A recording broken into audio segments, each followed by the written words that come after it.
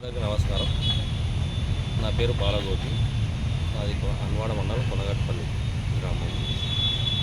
నేను గత 13 సంవత్సరాల నుంచి బీజేపీ పార్టీకి ఎంతగానో సేవలు చేయడం జరిగింది. అయితే ఇప్పుడు హన్వాడ మండలంలో ఉన్నటువంటి నాయకులు మాకు పార్టీ నుంచి ఎలాంటి ఇన్ఫర్మేషన్లు ఇవ్వకుండా ఒంటెద్దు పోవడం జరిగింది. గతంలో ఉన్నటువంటి నాయకులు మాకు సమాచారం ఇస్తుండ్రు ఏమైనా ప్రోగ్రాం ఉంటే, కానీ ఇప్పుడున్న నాయకుడు మనకు ఎలాంటి ఇన్ఫర్మేషన్ ఏం లేదు. నేను ఓబీసీ మోర్చా ప్రెసిడెంట్గా ఉన్నా కాబట్టి నాకు ఎలాంటి ఇన్ఫర్మేషన్ ఇవ్వకుండా వాళ్ళు ప్రోగ్రామ్ చేసుకోవడం జరుగుతుంది.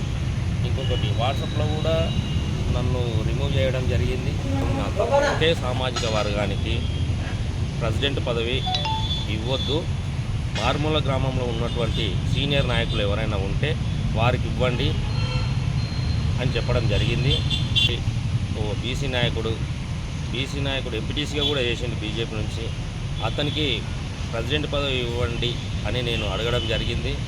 అప్పటి నుంచే వాళ్ళు నా మీద కొంచెం ఎలిగేషన్స్ పెట్టుకొని నాకు ఎలాంటి ఇన్ఫర్మేషన్లు ఇవ్వకుండా మీటింగ్లకు సరే ఎవరో నాకు చెప్పి అన్న మీటింగ్ ఉంది కదా ఈరోజు రానా అంటే నేను మీటింగ్కి వెళ్ళడం జరిగింది. అన్న నీకెందుకు ఇన్ఫర్మేషన్ వెళ్ళి నువ్వెందుకు గ్రూప్లో లేవు అని చెప్పేసి అయితే 2-3 సార్లు చెప్పిన, అయ్యా లింగం గారు మీరు నన్ను వాట్సాప్ గ్రూప్ నుంచి ఎందుకు రిమూవ్ చేయడం జరిగింది అంటే, లేదన్నా అది కొత్త గ్రూప్ పెట్టినాము అన్నాడు. సరే కొత్త గ్రూప్ పెట్టినాము అన్నప్పుడు మరి నన్ను యాడ్ చేయొచ్చు కదా అంటే చేస్తానా అని చెప్పి బొమ్మన లేక పొగబెట్టినట్టు వాళ్ళు మమ్మల్ని చేయడం జరిగింది. కాబట్టి పదవులు మాకు జిఎస్ కూడా చాలామంది చెప్పారు, గోపన్నకు జిఎస్ ఇవ్వండి అంటే కూడా నాయకుడు ఉండి గోపికి ఏ పదవి ఇవ్వకండి అని చెప్పడం జరిగింది. నేను వాళ్ళని ఎప్పుడు ఏ రకంగా నేను విమర్శించలేదు.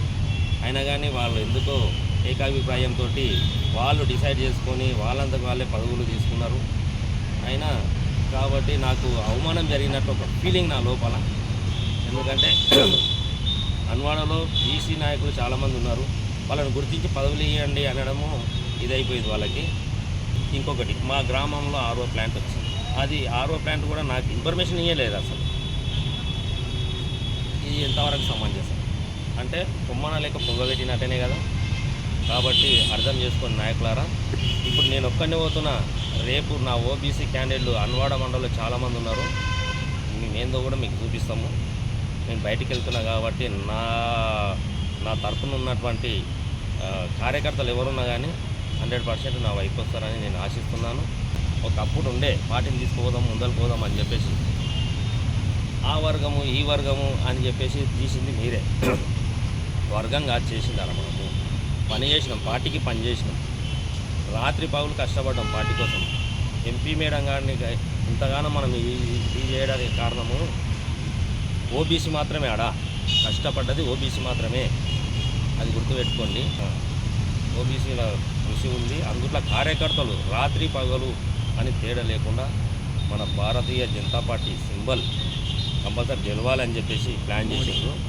మోడీ ముఖం చూసి వేసిండ్రు. నిన్న మొన్న జరిగిన ప్రోగ్రాంలో కూడా నేను అబ్జర్వ్ చేసిన, అయితే అతనే అధ్యక్షుడే అంటున్నాడు మన పార్టీలో ఏదో లోపం ఉంది అని. యాక్చువల్గా నాయకత్వం లోపం ఉంది, నాయకత్వం లోపమే ఉంది. అయితే అక్కడ ఏమైపోతుంది అంటేనంటే, నువ్వు పని చేస్తున్నావు కాబట్టి 10 మందికి చెప్పాలి, కలుపుకొని పోవాలి. కలుపుకుపోయే మనస్తత్వం మీ లోపల లేదు. పార్టీలు మారి వచ్చిన వారికి అవకాశం ఇస్తున్నారు, అది ఎంతవరకు కరెక్టు అని మీ ఏదైనా చేసుకొని చెప్పండి. కష్టపడ్డ వారికి అక్కడ గుర్తింపు లేదు. ఇంకొకటి మొన్న మీటింగ్లో కూడా కార్యకర్తలని ప్రమాణం చేపిద్దామంటున్నారు. అది ప్రమాణం ఎట్లా చేపిస్తారండి మీరు? బీజేపీ పార్టీలో ఉన్న నాయకులు కార్యకర్తలు ప్రతి ఒక్కరూ నిజాయితీగా పనిచేస్తారు, డబ్బు కోసం పనిచేసే వ్యక్తులు కాదు కదా. ఆడ కూడా చాలామంది విమర్శించింది, అంటే మీకు నాలెడ్జ్ లేదనేది నాకు అర్థమైంది. కార్యకర్తలు అంటే నమ్మాలి నువ్వు, ఎందుకంటే మీరు ఎప్పుడైతే పార్టీలో మాకు వాల్యూ ఇవ్వడం లేదో, ఇప్పటికి కూడా మేము జిల్లా అధ్యక్షులు కూడా ఎన్నోసార్లు కాంప్లైంట్ చేసాం, అయినా వారు కూడా స్పందించలేదు. ఇలా నాయకులు ఇట్లా చేస్తున్నారు, ఇట్లా చేయొద్దని చెప్పండి, నేను చేయొద్దని తీసుకోవడం జరిగింది.